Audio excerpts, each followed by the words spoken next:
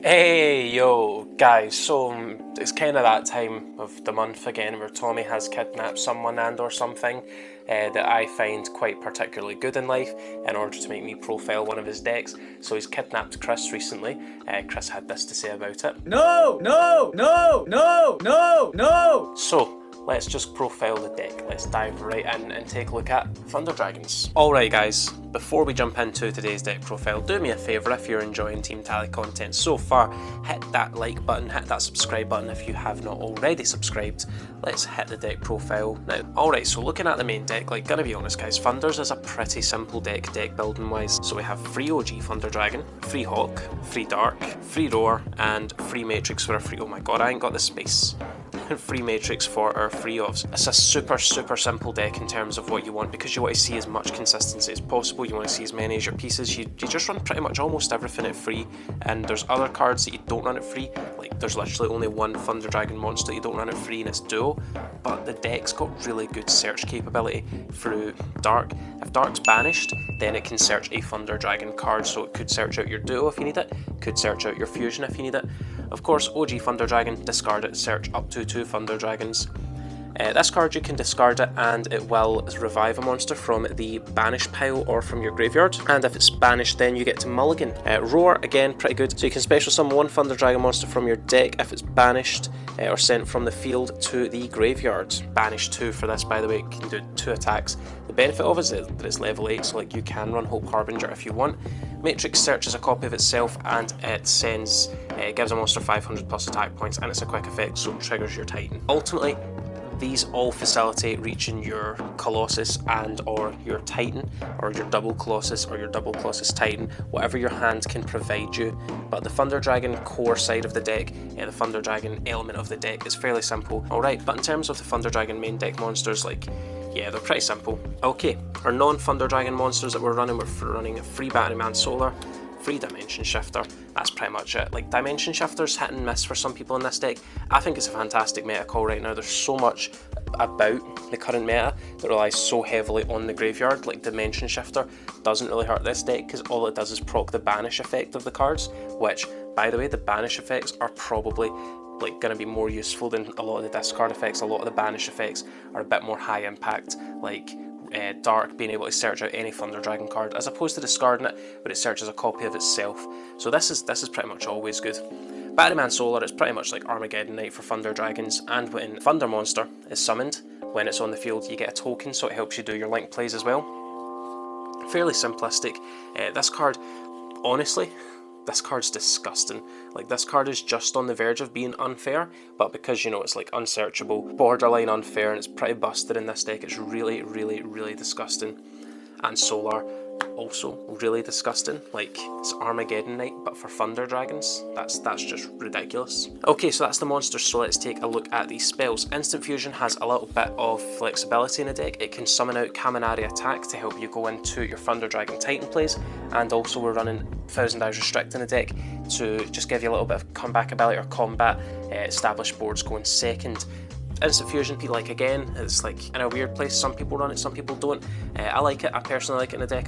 When I play with this deck, I like to see an Instant Fusion because it's another combo piece ultimately, and if you're going second, Thousand Eyes Restrict's a really good card to be able to force out negates and be able to force your opponent to react, and if not, then you just break your board. So there's that. And for draw power, we've got free Allure of Darkness, which is amazing in this deck, and 2 Pot of Desires, which is always amazing because it's a free +1. It's got literally no cost. Those 10 cards, if they're not helping you now, you might as well get rid of them to get another card for Desires. Also, Tommy got me to sign this. I thought he was like gonna bin it, but nah. God, respect, man.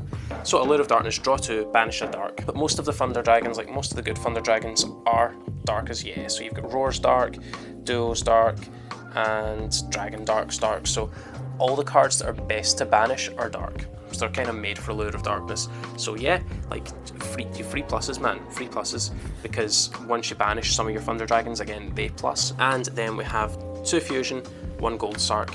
Both the Fusions, again, You play it too because like it's good to open it up, but it's searchable at the end of the day and it's fairly easily searchable, so you don't want to run it at free because it gets kind of cloggy. Gold Sark, if you could run it at free, I would absolutely 110% recommend running it at free because it just does things right. It can be a combo starter, it can be a combo extender. It's so busted, and there's a reason that it's at 1. It's so good for the deck. It just does what you need it to do.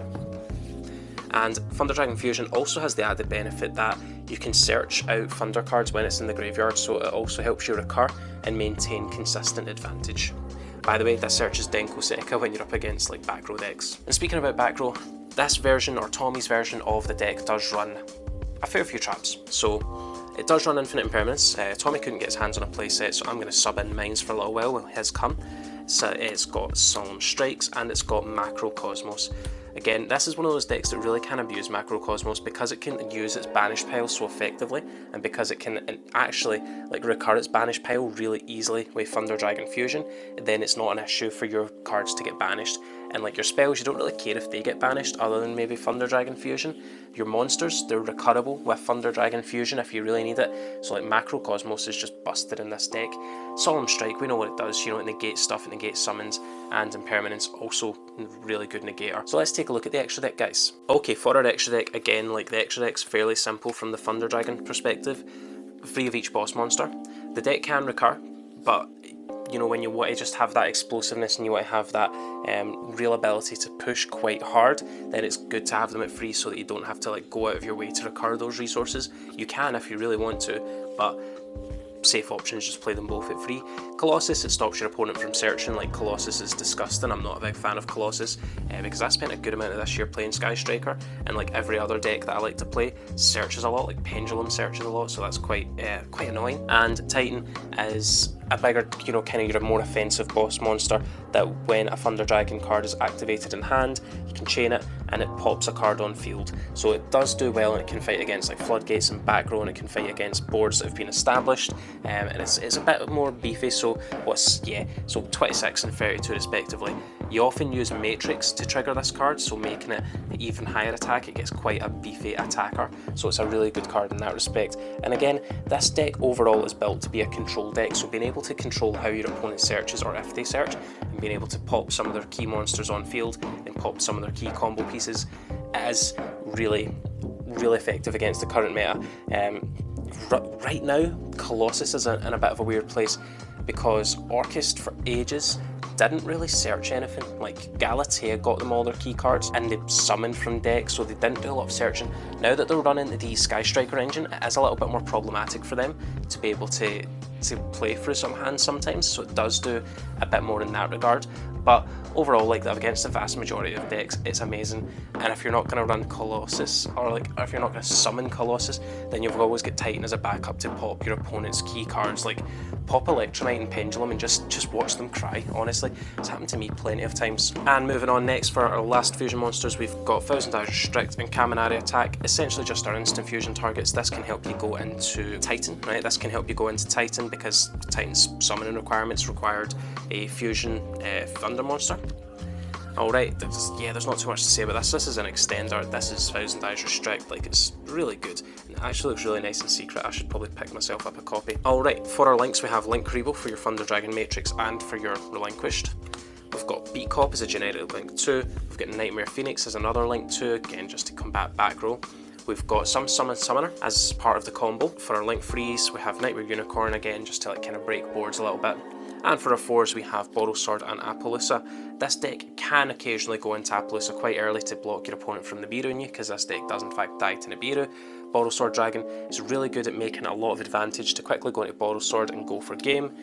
That's essentially it, guys. Like, honestly, the deck's fairly simple, fairly straightforward, and right now it's fairly cheap. I'm quite liking the idea of Thunder Dragons. I'm not very good at slow-paced combo decks. I get bored and stop paying attention, but I might play Combo Thunder after the ban list. We'll just see kind of where the deck lies. But guys, let's take it to the outro. Alright guys, as always, if you liked the profile today, make sure to give it a like, and if you loved it, give it a share and tell everyone you know about Team Tally. As always, you've been fantastic, and I'm in desperate need of going to find my friend Chris, who has been kidnapped. So I'll catch you all later. Bye.